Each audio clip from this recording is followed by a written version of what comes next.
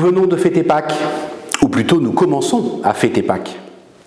Car pour nous catholiques, la fête de la résurrection du Christ est d'une telle ampleur qu'elle se déploie pendant 50 jours, jusqu'à la Pentecôte. 50 jours à chercher des œufs en chocolat, ça fait un peu long, même pour des enfants. Alors voyons plus loin.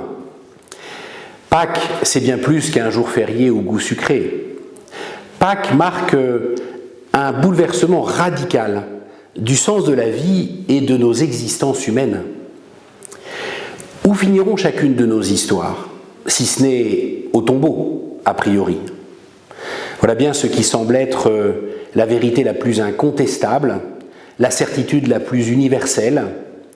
La mort aura le dernier mot de nos vies et le tombeau sera la dernière étape de nos existences. Face à une évidence d'un tel poids, il n'y a qu'à s'incliner. Si l'histoire est ainsi une voie sans issue, il nous faut consentir au tombeau. Tout juste peut-on tenter de masquer la puanteur de la mort par quelques parfums d'ambiance et profiter au maximum du chemin tant qu'il dure. Mais voilà, au matin de Pâques, l'histoire a pris une toute autre direction. Au matin de Pâques, Jésus de Nazareth est ressuscité. Ce mot-là veut dire que non, la mort n'a pas eu le dernier mot. Non, le tombeau n'a pas été le terminus de l'histoire de Jésus de Nazareth qui était Dieu fait homme.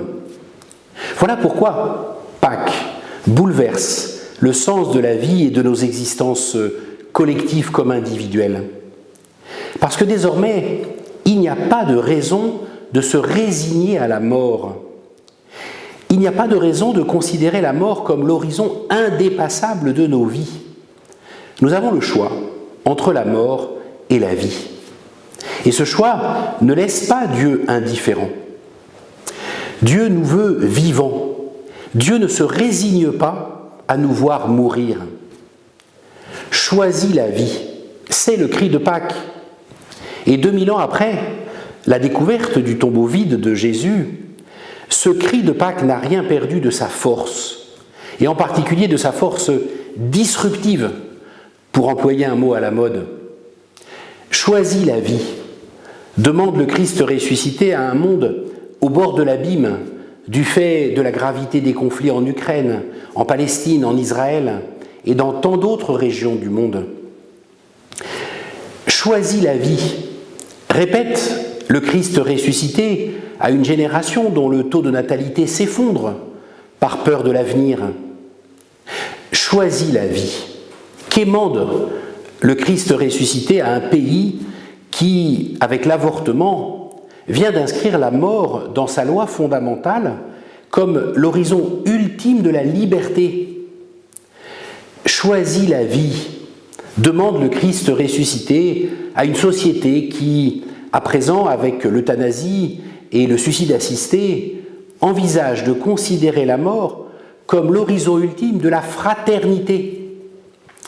Si Jésus est ressuscité, alors cessons de nous résigner à la mort. Cessons de considérer la mort comme l'horizon ultime de nos existences individuelles et collectives et choisissons la vie.